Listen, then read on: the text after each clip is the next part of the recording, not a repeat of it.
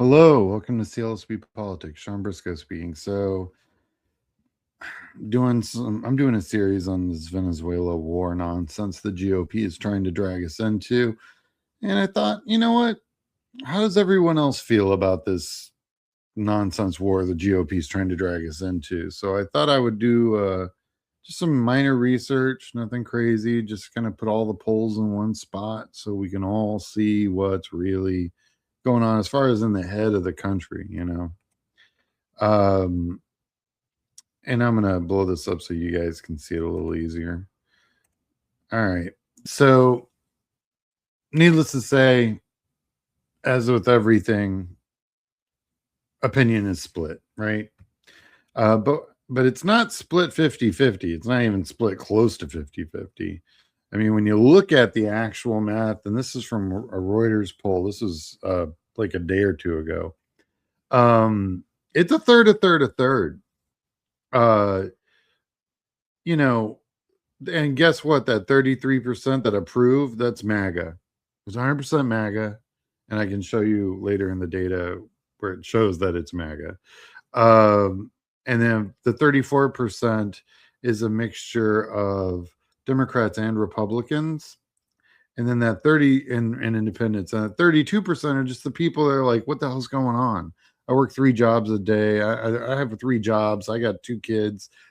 What is going on? They didn't even know where Venezuela was on a map until yesterday. So they're unsure. And that's totally understandable because this is a nonsense war that absolutely doesn't need to happen. Maduro is a bad guy.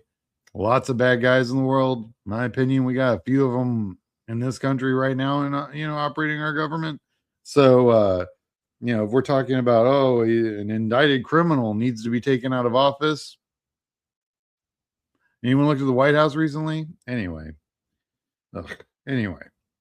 So it's a partisan divide. 65% of Republicans approve of this action. But then you got to understand 35% don't. That's their own party. It's 1 in 3 Republicans are like, no mas. And that's huge. No surprise, 11% of Democrats approve. Who is that 11%? I don't know who those people are. Anyway, concerns over U.S. over involvement. Yeah, so this is when it all starts breaking away from the GOP because 72% don't want to. We've been down this road before, and it's the worst. And we're still paying for the first that Bush's war on terrorism. 20 years later, we're still paying for it. We have not paid that off. We haven't even come close to paying that off. My grandchildren will be paying that stupid war off. So, needless to say, majorities on both sides of the aisle are worried about the financial cost, and they should. And because they're looking around and their constituents are currently opening up their paychecks in about 7 days, and they're going to go, where'd half my paycheck go? Oh, my health insurance. So that's coming down the pipe in a week. In a week from now, it's going to get nuts. So people are going to be like, why are we spending money on this? Why are we spending $1.65 million a day? Boats swimming around in the ocean. What's that for exactly? How's that helping my kid in school? How's that building new roads? How's that building bridges? How's that getting me faster internet? What's going on here? Exactly. Why is my utility cost up 30%? Yeah. So most Americans think that Trump should get congressional approval. That means there are Republicans, independents, and Democrats. The majority of the population wants him to get approval from Congress. Right? Okay. So basically, before all this happened, there was already a general opposition to military intervention anyway. So this is like a lose-lose for the Republicans. There's no YouGov has been doing polling on this for last year, figuring that Trump would do something stupid, and it's always been a general opposition. Majority did not want this. Democrats, Republicans, and independents did not want this. Uh, so, yeah. Uh, Basically, none of this was a win for them.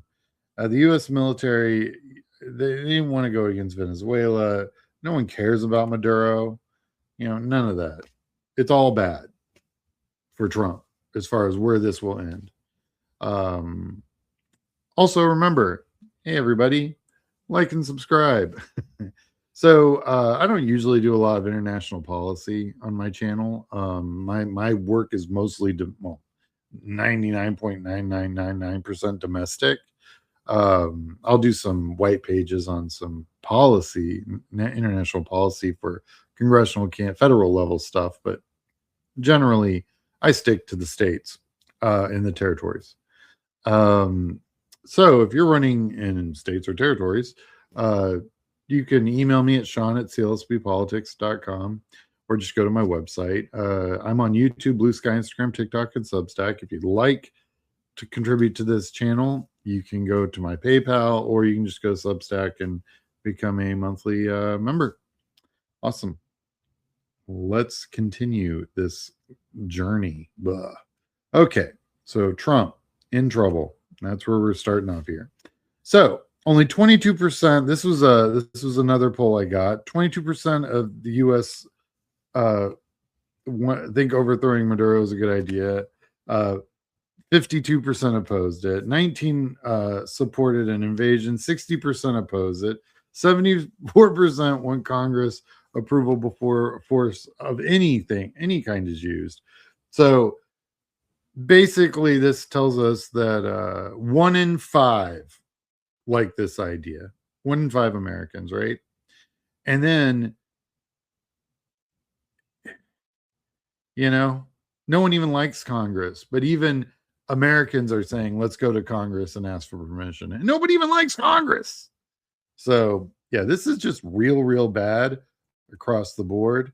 Yeah, again, 70%. This is a CBS News YouGov poll way back in November, 2 months ago. 70% opposed U.S. military intervention in Venezuela. And 76% said Trump needed to explain the strategy clearly. That's, by the way, like 23% of Republicans. Anyway. Another Reuters Ipsos poll back in November said 21% support military action to remove Maduro. 21. That's 1 in 5, guys.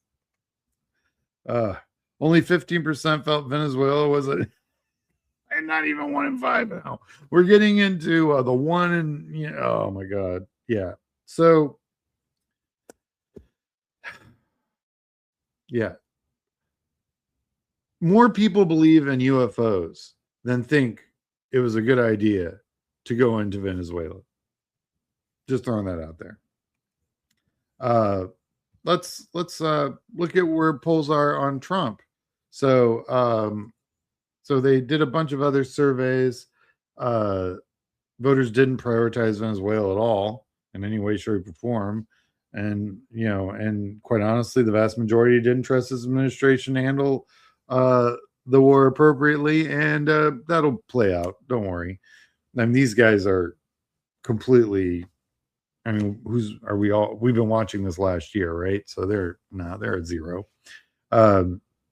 So, I mean, Trump's overall approval rate is about 2 out of 5 Americans, and it's slightly higher, but yeah, it's still he's still stuck in the high 30s, low 40s.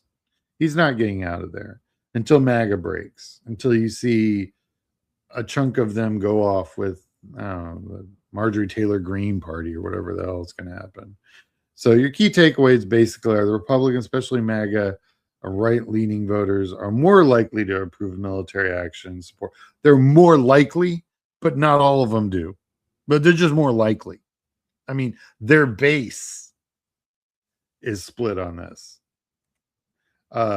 Yeah, it's solidifying the MAGA base, but separating the Republican chunk, the OG Republican, the non MAGA Republican chunk of their uh, support. Yeah, so that's, and then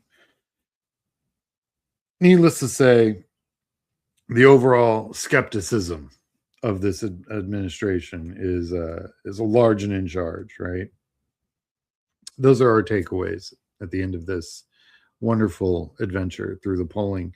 My thoughts are, so I spoke to quite a few of my friends that have served in the military, and a bunch of them that grew up, overseas, and quite a few actually hiking buddies of mine that we used to go hiking in the jungle quite a bit, and uh, on when I grew up on Guam. So it was really kind of interesting. The when I made the reference to the fact that this is a jungle warfare, this is not desert warfare. There's a huge difference. Well, there is a huge difference. And if you're like, oh no, no, we're not going to put anyone in, we're not putting boots on the ground.